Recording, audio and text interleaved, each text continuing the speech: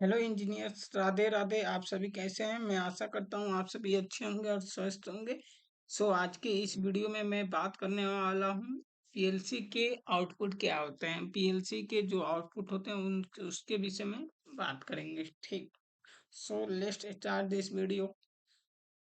सो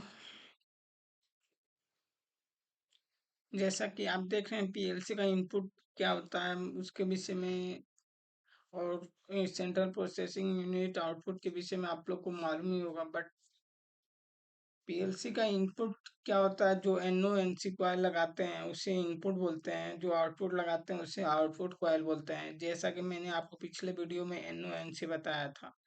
ठीक, तो मैं इस वीडियो में आपको आउटपुट का विषय में बताऊंगा। जैसा कि ये आउटपुट है, आउटपुट आपका डिजिटल आउटपुट हो सकता है, एनालॉग आउटपुट हो सकता है। डिजिटल आउटपुट 0 1 के फॉर्म में वर्क करेगा, और एनालॉग आउटपुट कंटिन्यूअस सप्लाई जो मिलता है, एनालॉग वैल्यू मिलेगा उसके अकॉर्डिंग आपका आउटपुट वर्क करेगा। सो नाउ मैंने पहले से ही सभी ये बना कर रखा हूँ। ठीक, तो मैं इसके विषय में जान लेता हूँ। देख लीजिए, ये आपका इनपुट है। फिर यहाँ पे इस मतलब प्रोग्राम को एग्जीक्यूट करेंगे तो ये स्कैन करेगा, तो फिर आउटपुट को वो फीडबैक भेजेगा। तो हम लोग आज एनओ के विषय में मैंने आपको बता दिया है। अब आज आउटपुट के विषय में, आउटपुट को एक्चुअली मतलब आर एस लॉजिक्स 500 में ओटीई के नाम से जानते हैं। ठीक, तो इसको यहाँ पे सिलेक्ट कर लेंगे, यहाँ F1 प्रेस कर देंगे। अब यहाँ पे आप देख रहे हैं कि जो आउटपुट है उसे ओटीई के नाम से जानते हैं, ओटी आउटपुट इनर्जाइज।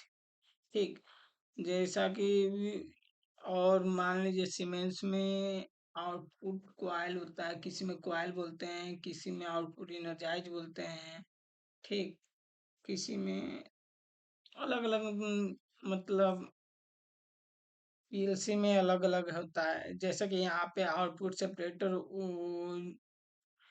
0.0/1 ऐसे करके एड्रेसिंग देते हैं। सीमेंस में Q0.0 देते हैं, और डेल्टा में आपका Y0 देते हैं। अदर अदर पीएलसी का अपना अलग अलग एड्रेसिंग सिस्टम है। यहाँ पे जैसा कि एग्जांपल ऑफ इंस्ट्रक्शन बताया है, यहाँ पे से binary 3 separator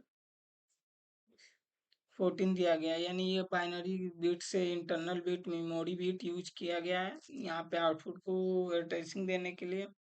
so parameter shown are example only your data will be जो आउटपुट का होता है। ठीक, तो इसको हम लोग बाइनरी या मेमोरी बिट से या आउटपुट का कॉइल से भी हम लोग दे सकते हैं। बाइनरी दिए हैं तो ये इंटरनल बिट होता है प्रोसेसर का। इसके बारे में अगर आपको जानना है तो description. This instruction set the specified bit when run continuity is achieved run goes through. मतलब ये बता रहा है, जब इस इंस्ट्रक्शन को कोई इंस्ट्रक्शन देते हैं तो रंग कंटिन्यूटी बताता है, तो रंग जो होता है वो ट्रू हो जाता है। यानी जो आपका लैंप होता है वो ग्लो हो जाता है। Under normal operating condition if the set bit correspond to an output, the output device will energize when the run goes through।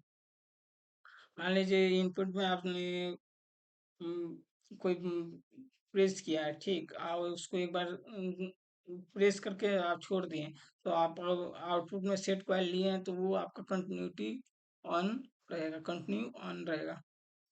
If you are using SLC 502, 503, 504, 505 or micrologic processor, you can index address. If you are using 503 OS series 02, 504 OS 40, वो 50 indirect address, यानी index address indirect address use करते हैं। अगर ऐसा आप controller use करते हैं उसमें इंडेक्स एड्रेस यूज करेंगे आउटपुट के लिए, और ऐसा कंट्रोलर यूज करेंगे प्रोसेसर उसमें indirect address.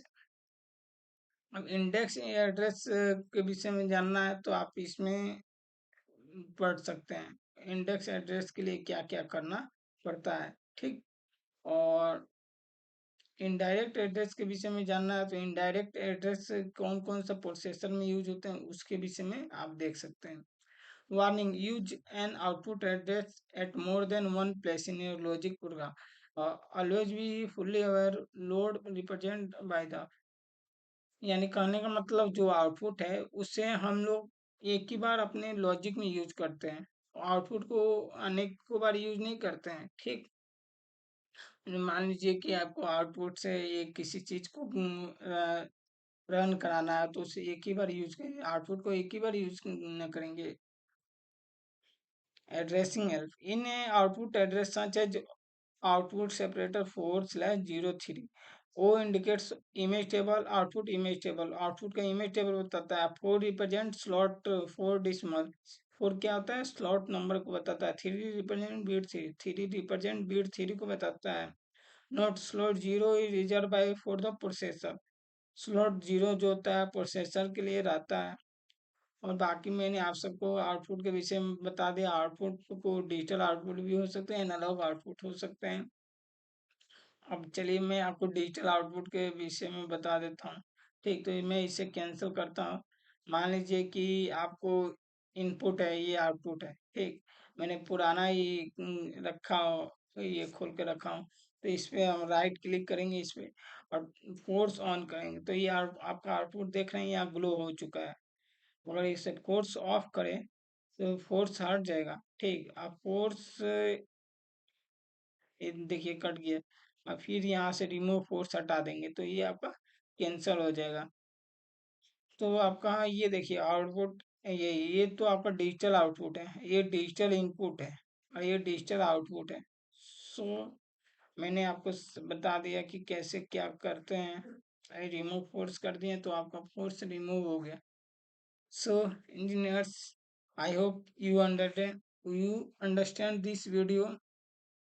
So, meet you in the next video. Thanks, engineers. Radhe Radhe.